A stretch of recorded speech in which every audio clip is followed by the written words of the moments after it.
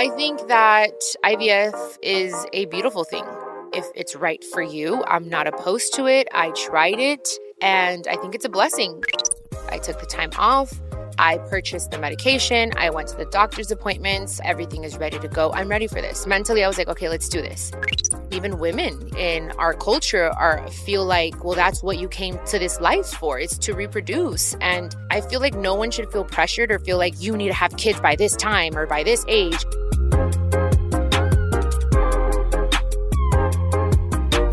Hello, everyone. Welcome back to another episode of Chiquis and Chill. I'm so happy to have you here with me. Today's episode is going to address a question I get asked a lot. I'm constantly being asked if I want to have kids. I've even done an episode with my fertility doctor on freezing my eggs. Go check that episode out. Now, I haven't frozen my eggs, but I did recently try in vitro fertilization or IVF. You guys know I'm always open and honest with you guys. So today I'm going to share my experience and we'll also talk about what's next for me. So let's get into this episode. This is Chiquis and Chill.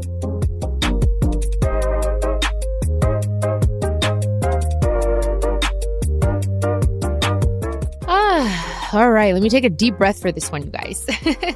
Okay, so I think we should probably start from the top. But before we get into it, I want to say this episode should not be taken as medical advice. Please do your own research and consult with a doctor to see if this treatment is right for you, okay? All right, so why IVF? Well, why not? I think that IVF is a beautiful thing. That is my personal opinion. I think that it's a great thing if it's right for you. I'm not opposed to it. I tried it, and I think it's a blessing that we have this opportunity and this way of being able to freeze your eggs and taking that pressure off your time clock, your inner womanly time clock is what we call it, because I feel very young. I feel that I look very young, but my body, my insides, my organs, my ovaries, my fertility clock is telling me something different, So I think that having IVF is a great option. And I think that you need to be mentally ready for that and emotionally ready for that. You do need to go to a doctor, a professional doctor that, specializes in this. And Dr. Gadir, who you guys have met here on Chiquis and Chill, he's a great doctor. He's amazing. He's very successful at what he does. So you do definitely need to go and see a doctor, and they're going to do blood work and check your levels and check to see. I don't know all the terms, you guys, which is why I'm like, okay, I can't give you medical advice, but I know that they draw blood and they check to see basically how many eggs you have. You know what I mean? Because we all have a certain amount. We're born with a certain amount, and with every period, we lose one. And I have endometriosis, and I've also had cysts in my ovaries. So that also has affected my egg production. I would recommend, if you want to have children, if you've had difficulty getting pregnant, go see a fertility doctor. There are so many, especially in LA and everywhere in reality. But it is a process. And sometimes it's fairly quick. You have to be on your period when they do these tests, by the way. And yeah, so I tried it and I didn't go through with it. I didn't finish. And that's one thing that which is why I feel like I need to be honest with you guys, is because I shared that episode with Dr. Gadir, my fertility doctor, and I said, okay, I was going to give myself a certain amount of time to do it, and then I was going to do it. And I did, come through with that part of, the bargain. I said, okay, I started it, and then it just did not feel right in my heart. But we'll get back to that right now. But when I started IVF, I spoke to so many people. This has been a crazy process for me. It's been, I want to say, 3 or 4 years from the very first time I had met Dr. Gadir and I went in there. And if it wasn't one thing, it was another. It was a cyst, and they couldn't start my medication because if not, it was going to make the cyst grow. So I had to get that removed, and then it grew back. And then I had to get it surgically removed again. It was just crazy. And then I got separated. I got divorced, and I was like, okay, I don't want to have kids. I kind of put it on the back burner for a little bit. And then I restarted it again, not necessarily because I want to have children, but because like right now, I'm saying I don't want to have children like right this minute, but because again, I have endometriosis, and Dr. Gadir was saying every year that goes by, the level of your egg production goes down crazy low. Like I think it's like 33 where you really have to like make this a priority. If you don't want to have children now, but you want to have children in the future, this is why egg freezing exists, is because this is just how our body works. So anyways, I talked to my grandma about it once. I talked to my sisters about it. Even Jackie, my sister, she had said, okay, if your body can't or you're working too much, I will be a surrogate. I mean, like, this has been an ongoing conversation. And I talked to my grandma about it way back when we were on speaking terms, to be honest, because my ex-husband's mom didn't agree with it. For her, it was, that's not the way it should be. That's not God's way. And I don't want my grandchildren to be frozen. She just saw it in a different way. And my grandma is a little bit more open-minded, and she is a very religious woman. So I spoke to her and she said, look, do whatever you need to do. So she supported it. So I spoke to everyone. When I started dating Emilio, I, was very honest. I was like, I don't know if I want to have kids anytime soon.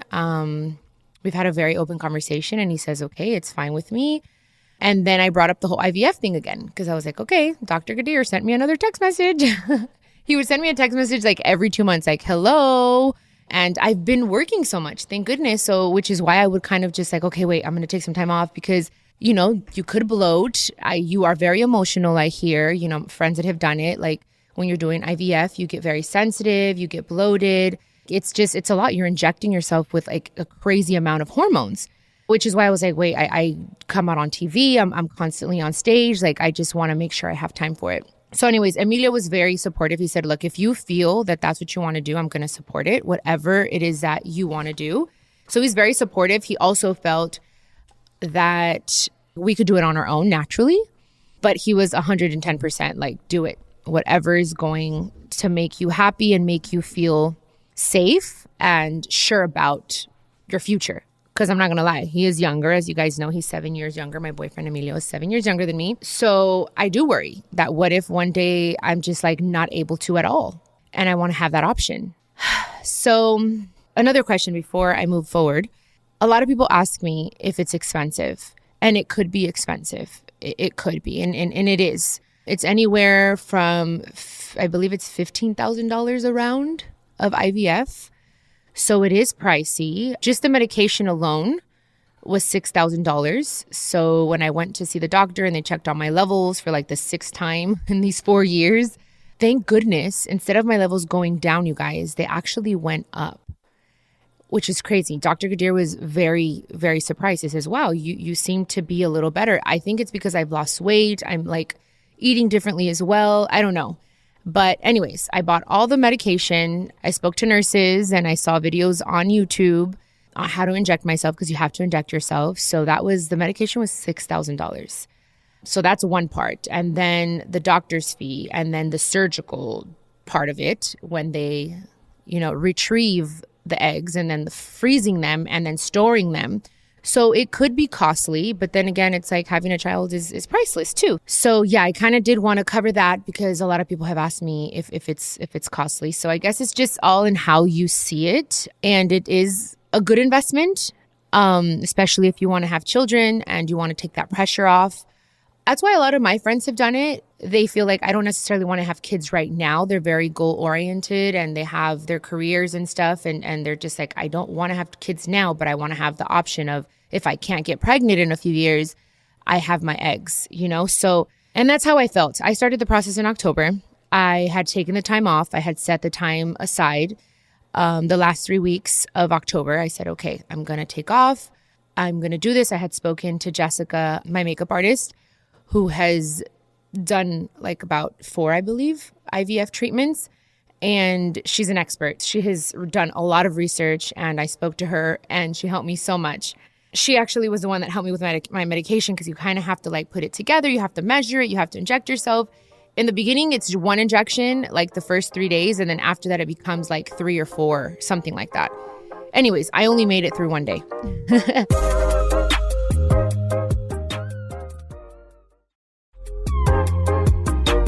So I felt ready mentally. I had mentally prepared myself to say, okay, I'm going to do it in October. This is it. I took the time off. I purchased the medication. I went to the doctor's appointments. I spoke to Jessica. Everything is ready to go. I'm ready for this. Mentally, I was like, okay, let's do this. I realized that emotionally, I was not ready, you guys. I was angry. And I feel that when you're going to do this process, you need to be mentally, physically, because you got to go to the doctors and make sure you're good, emotionally ready, and also spiritually ready. And I feel like spiritually and emotionally, I was not there. I remember giving myself the first injection and I was just pissed. I had gotten my period early, first of all, so I still wasn't completely off. I had a show. So I had timed everything according to my period. I usually get in the middle of the month, but I got it early in the month in October. So I had to start early because you have to start like when your period starts. So it was just, I was kind of like frustrated because I'm like, okay, first of all, I have a party. I had Jenica's birthday party. So when you're doing this, you can't drink alcohol. You know what I mean? So there's certain things you can't do. So I was just like, what the heck? I have Jenica's party. This is her birthday. Like, I want to enjoy. I couldn't really drink. And then I had a show. So it just kind of messed up the whole schedule. So that kind of threw me off. It kind of pissed me off, to be honest. So I was injecting myself and I remember praying and I was meditating the day before I started. And I just didn't have peace, you guys. I didn't have peace in my heart. I just did not. What kept coming was change your eating habits. I started microdosing. I kind of mentioned this in another episode, and I want to have an episode on that. We'll talk about that later, but I felt like I needed to heal my body naturally. It's crazy because for an event that I had the week before I started the IVF, Jessica was doing my makeup and she hired this other girl to do our hair because I think it was the Karol G concert that I was going to, the Karol G concert. And Tony, my regular hairstylist, wasn't available for whatever reason. So she brought a friend of hers. It was the first time I had met her. And of course, I'm always asking questions. And I said, oh, how many kids do you have? And she said, oh, I have a son and he's 9 years old, something like that. And then I was like, do you want to have any more kids? And she says, well, actually, I'm pregnant. Jessica didn't even know she was pregnant. And I said, oh my God, you're pregnant? She's like, yes. She's like, I haven't told anyone. She said she was 38 years old. And she said it was just a surprise. She says, I just never thought that I could get pregnant again. And my husband and I were having unprotected sex and I just wouldn't get pregnant. So I thought, okay, well, I'm not going to get pregnant. She's like, all of a sudden I got pregnant. She's like, and I'm happy, but I'm also like, what the heck? I'm 38 years old. My son is older. I'm starting all over. So I just felt it. I was like, wow, then it could happen. And then there was this 42-year-old lady, my nail lady. I've known her for 10 years and her husband, she just wouldn't get pregnant. And all of a sudden I see her after a few months because I go to different nail salons and I hadn't seen her in a while and she's freaking 6 months pregnant. And she's like, oh my God, it was a surprise. I'm having a girl. I'm 42. I am so tired, but I'm so happy. Like we weren't expecting it. So I'm just like, dude, my body can do it. Is this how I felt? I'm like, if I really want to have a child and God really wants that for me, then he's going to make it happen.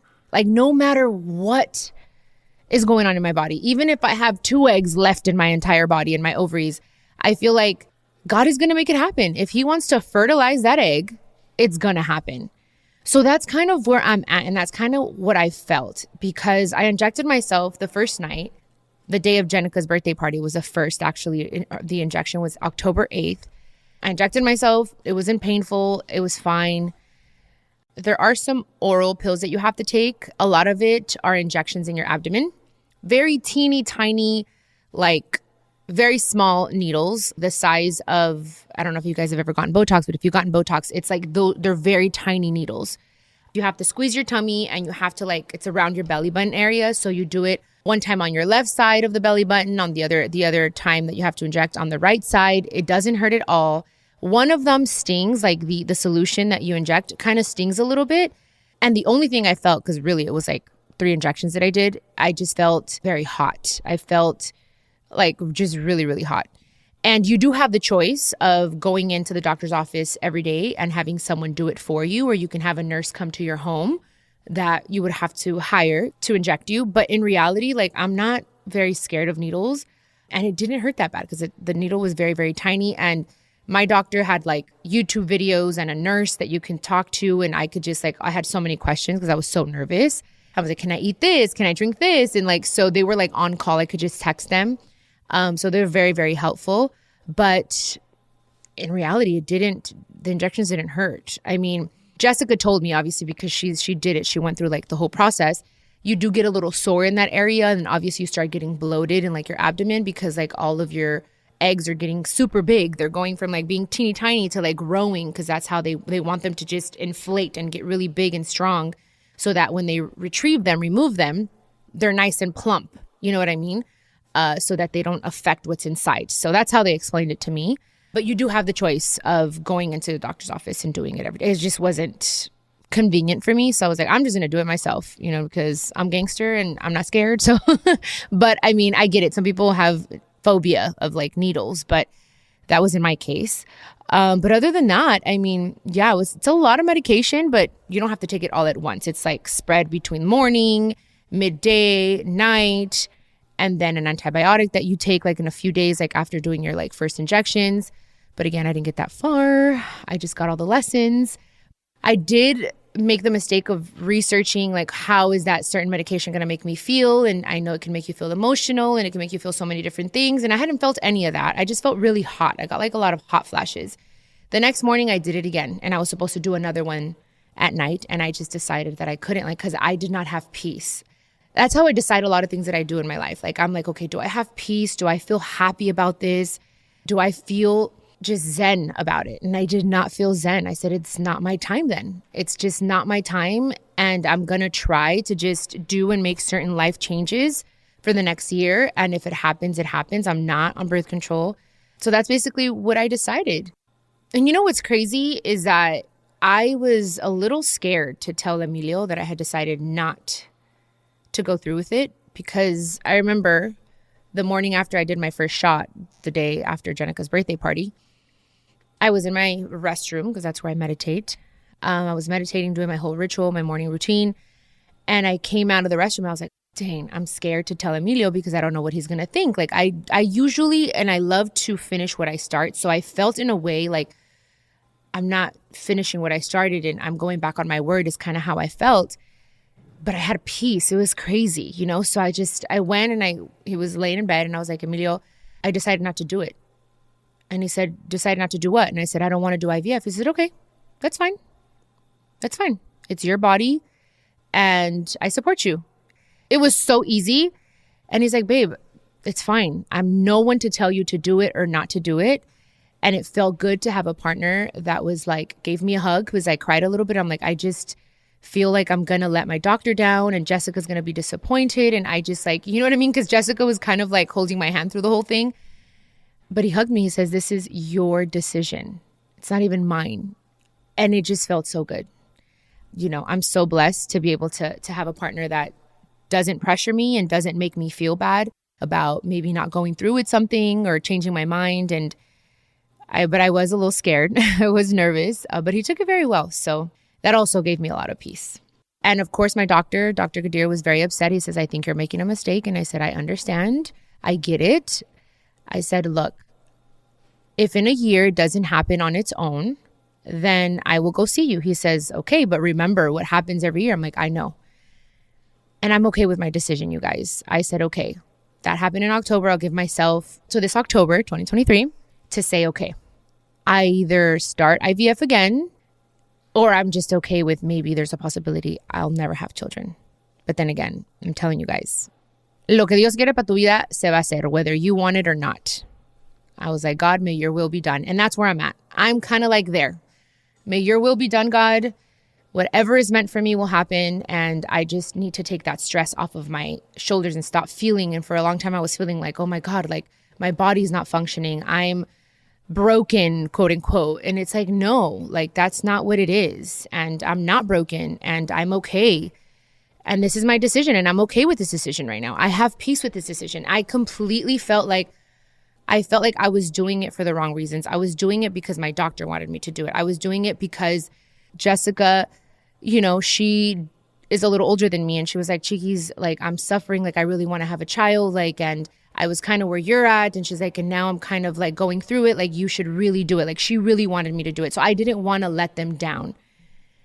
And I feel like that was the wrong reasons. I wasn't doing it because, yes, this is what I want to do. This is like, you know what I mean? I just was not emotionally and spiritually aligned with the process. So I'm going to give myself time. So that's basically what it is, you guys. And I wanted to tell you guys this and share it with you because you guys have seen like on the reality shows, like when I went to go see Dr. Gadir, and then on the podcast, I spoke to him and I was really like, yes, let's do this.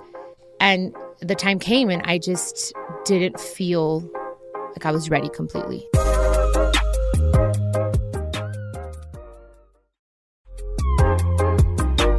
I'll be honest with you guys. I'll be honest. I think during the time when I started IVF, I felt, again, pressured.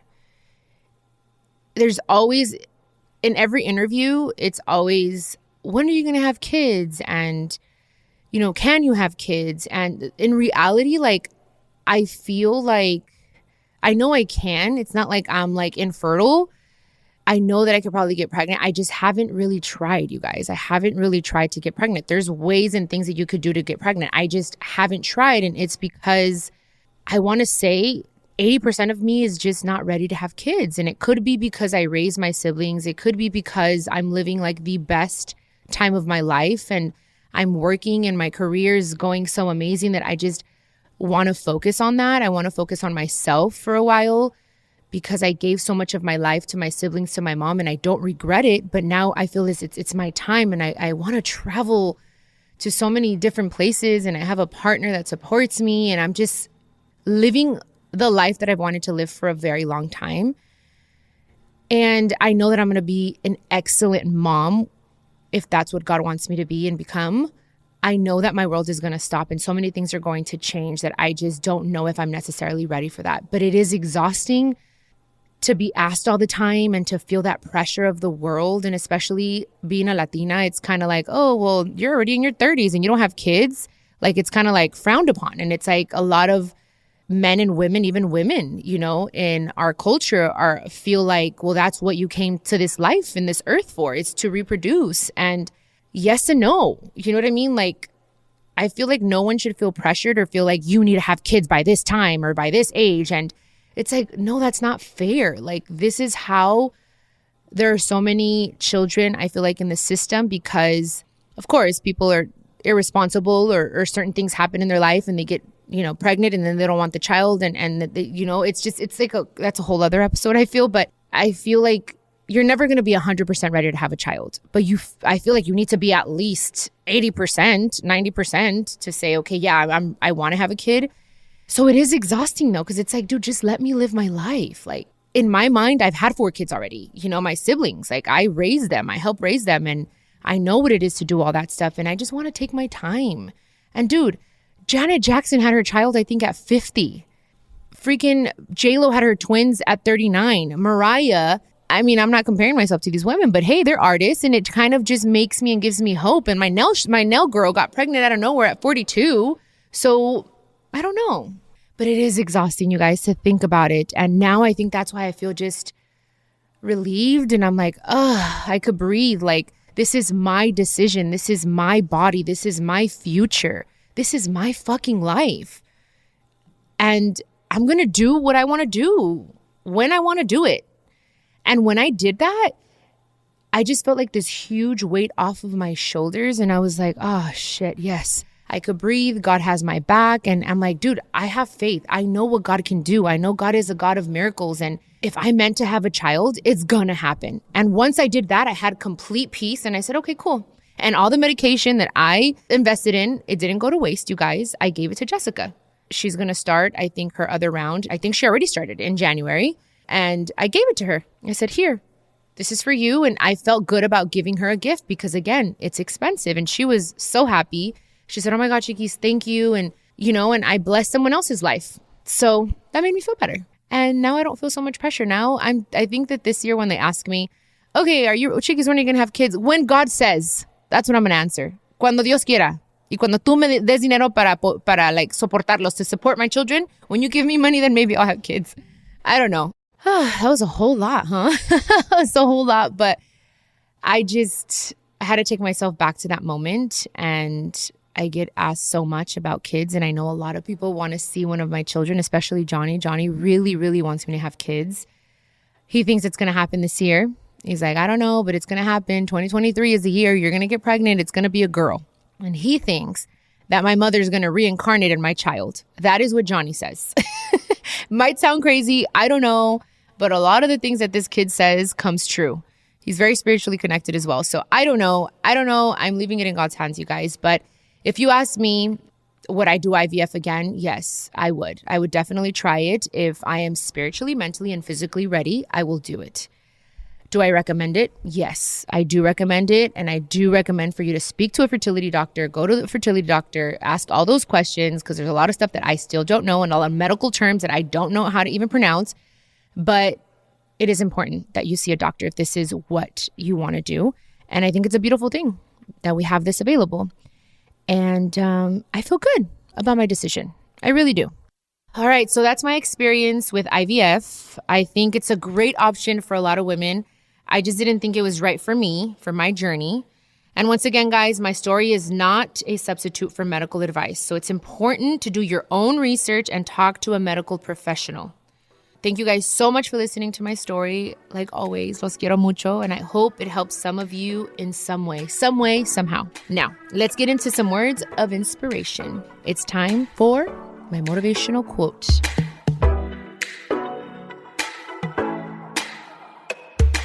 I feel like this quote is very fitting for today's conversation. My own approval is all I need. My own approval is all I need. And you guys, that's what it is. Your decision, your life, your consequences, you guys. So that is a quote. Thank you so much again for being here with me. It feels so good to be able to talk to you guys about anything and everything and just let it all out here on Chiquis and Chill. And just, it's always just a form of therapy. Thank you guys for listening. Los quiero mucho. And I will see you on the next episode of Chiquis and Chill. Besitos. Do you need advice on love, relationships, health, y más? I'm so excited to share with you that my Chiquis and Chill podcast will have an extra episode drop each week. I'll be answering all your questions. Just leave me a voice message con todas tus preguntas y yo te las voy a contestar personalmente. All you have to do is go to speakpipe.com/Chiquis and Chill podcast and record your questions. I can't wait to hear from you. This is a production of iHeartRadio and the My Cultura Podcast Network. Follow us on Instagram at My Cultura Podcast and follow me, Chiquis, that's CHIQUIS. For more podcasts from iHeart, visit the iHeartRadio app, Apple Podcasts, or wherever you listen to your favorite podcast, and check us out on YouTube.